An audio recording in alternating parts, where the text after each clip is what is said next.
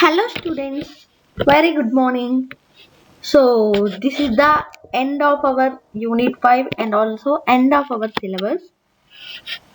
After this video, total the design pattern subject is completed. So before I posted the video of visitor pattern. After that 23 patterns completed, 99% of design patterns completed. So this is the part 2 of unit 5. And this is the history how design patterns came,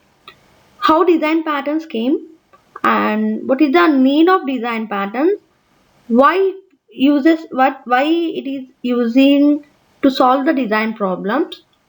All can be discussed in part 2 of unit 5, and it is the history of design patterns, why it came, how, and what is the need. So all comes under this part 2. So here these are all the topics. First topic is what to expect from design patterns, what is the brief history, what are the pattern communities, and also the limitation and parting thought. So these are all the four topics in part 2 of unit 5, and these are all comes under the history. So next, first topic, what to expect from design patterns. So this is the first one. What to expect from design patterns? Generally, what we expect means, first we will expect the names. Nothing but what is the main name of the design pattern. Like what is the how the name, or by seeing that name, by seeing that design vocabulary, we will estimate that if this pattern is particularly solve this type of problem. So name. So next one, learning. How you have to learn based on the documentation. What is the main learning aids? All comes under this second way. We'll expect based on the documentation and learning aid, and if there is any existing methods, how our patterns use it to overcome that existing method and will propose newly. So all comes under the third one is an adjunct to existing method, and fourth one is target for refactoring. So refactoring, if there is any problem rises in the reusable software, so in that we'll perform the reorganizing or refactoring. All comes under these expectations from design patterns. So next we'll see one by one. First one, a common design vocabulary.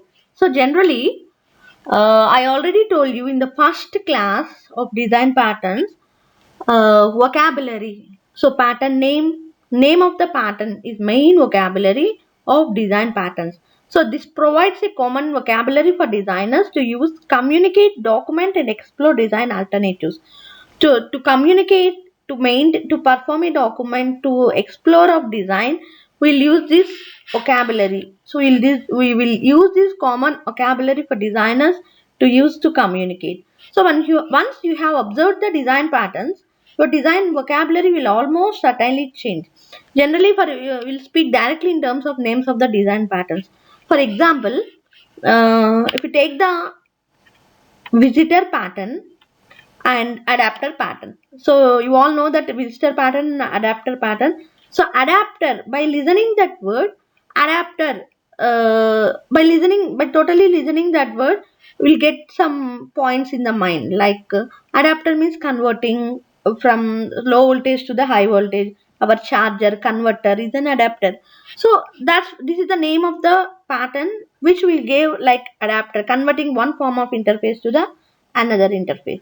So if you take the visitor means visiting or arriving. So here also visiting the assignment nodes or expression nodes between the object elements.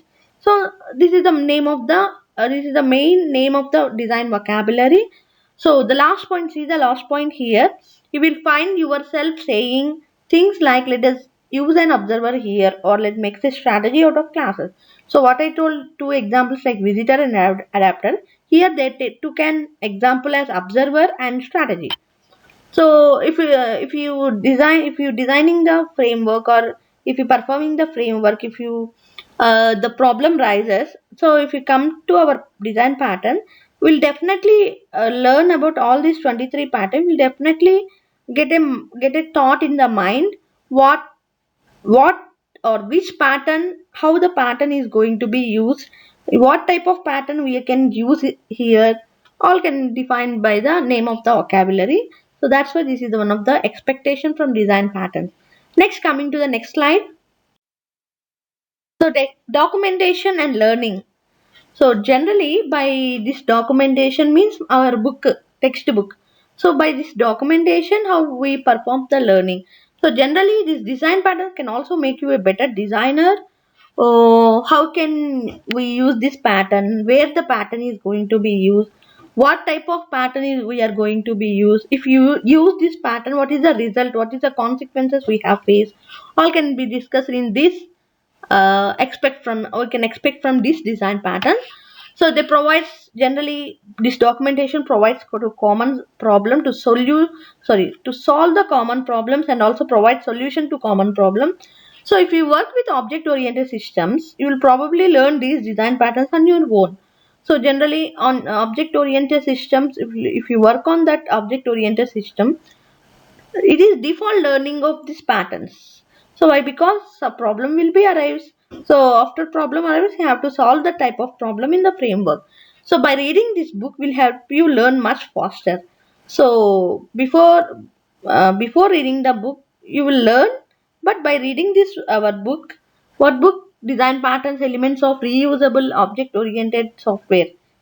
So by reading this book, by reading our textbook, we learn the design patterns very much faster. So that is one of the way. Next, coming to the learning, these patterns will help a novice act more like an expert. So whatever all these learning of about these 23 patterns, you are become an expert about these 23 patterns, where the pattern is going to be used, when the pattern is going to be used, how the design pattern going to be used, all this concerned. If you know about these three topics, three ways, then you are an expert in the design patterns. So this is the one of the expectation from design patterns as a documentation and learning aid. Next, coming to the next topic. Next one, an adjunct to the existing methods. So generally, several existing methods we have in the software. We have to solve the problems. We have to find solution to the problem. Why we need these design patterns? So why? Because object-oriented system supports and also easy way to learn about this design patterns for the designer. So how to use primitive techniques such as objects, inheritance, polymorphism, encapsulation, dynamic binding, all can be discussed in design patterns. All can be used in design patterns. Any one like objects, classes, polymorphism, encapsulation, dynamic binding, statically, dynamically, whatever, all can defines in these design patterns. So for example, if we take the three templates like applicability, consequences and implementation techniques, sections of the design patterns help guide you in the decision you have to make.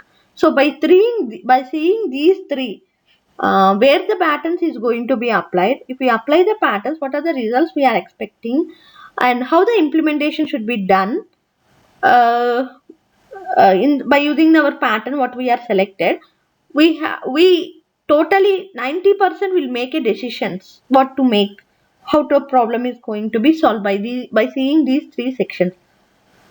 So these are all especially useful in turning analysis model into implementation model. Totally these design patterns, if you use the design patterns, so analysis model will be totally eliminated and there is an implementation model of every reusable software or every software application going on framework. So this is adjunct to existing method. Next, coming to the target for refactoring. So what is the main target for refactoring? Generally, I told us previously, I told reusable software. So first, there is need to perform the software as reusability. Every software application we are downloading from the Play Store, it is a reusable software where we can use that software wherever we want. Not every download has a new, it's not a new objects, new methods will be created. We update the particular software application, then there is need to be then there is need to add some of the new kinds of an objects.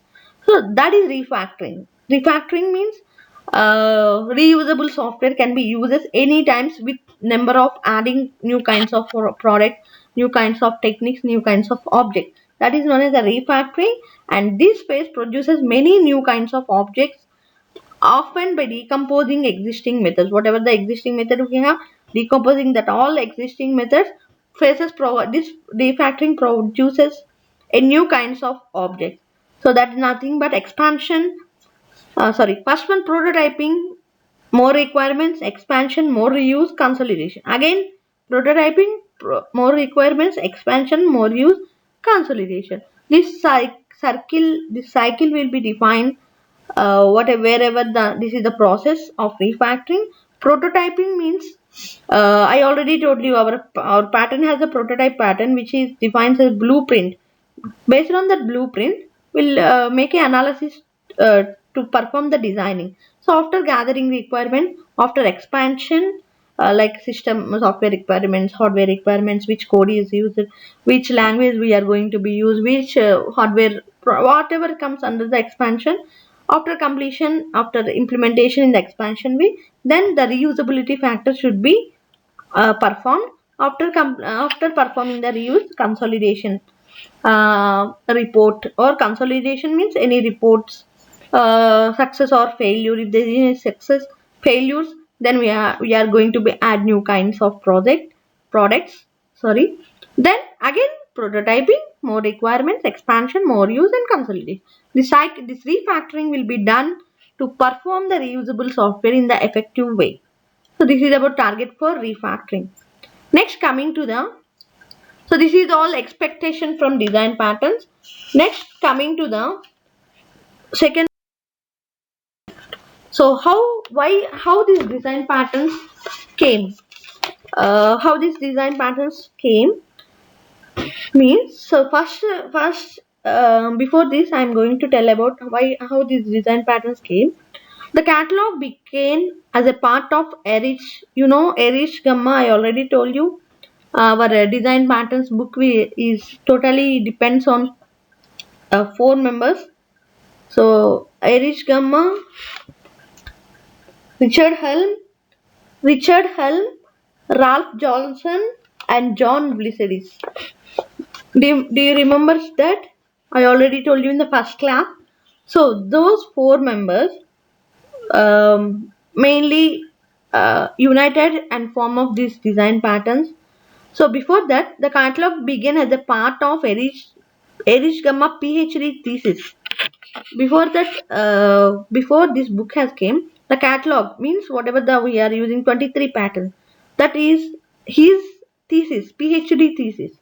Roughly half of the current patterns were in his thesis. By UPSLA 91, it was officially an independent catalog, and Richard has joined Erich to work on it. So both these people, Richard and actually Erich Gamma is a PhD thesis of these design patterns. Richard had joined to that Erich Gamma. John started working on it soon thereafter. So John Vlissides also started working on that. So by UPSLA 92, in the year of 1992, UPSLA 92, Ralph had joined the group. So before the 3 members, Ralph Johnson has also joined that group. They worked hard to make the catalog fit for publication. So generally in the PhD there is need to be publication of any paper. So publication at ECOOP 93, but they realized that a 90-page paper was not going to be accepted. So they summarized the catalog and submitted the summary which was accepted. They decided to turn the catalog into a book shortly thereafter. So after after the thesis completed, they published a paper that based on the thesis of catalog of a 23 patterns. Then the 4 members they joined as a group and worked on it the 23 patterns. They published that paper and which was accepted by the publicator. So after that they turned that thesis into the book, means textbook or whatever the documentation. So this is the history.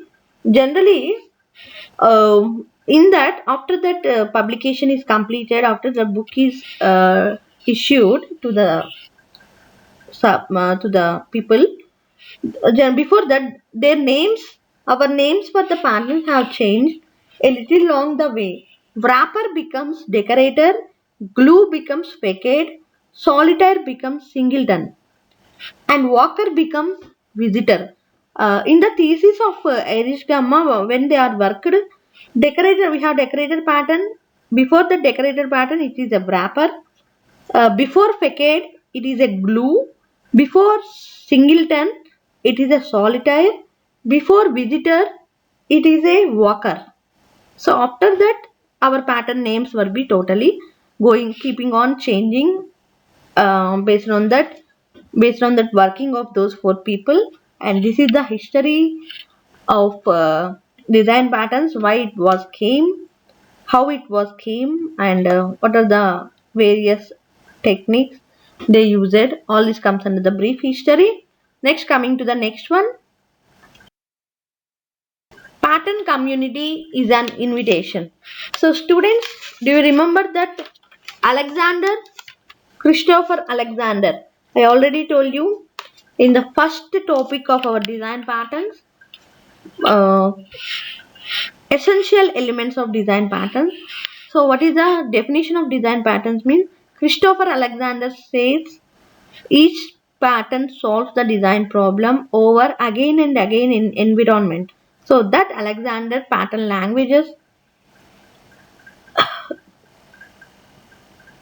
that Alexander pattern languages has many ways in which our work is like based on observing existing system and looking patterns in them.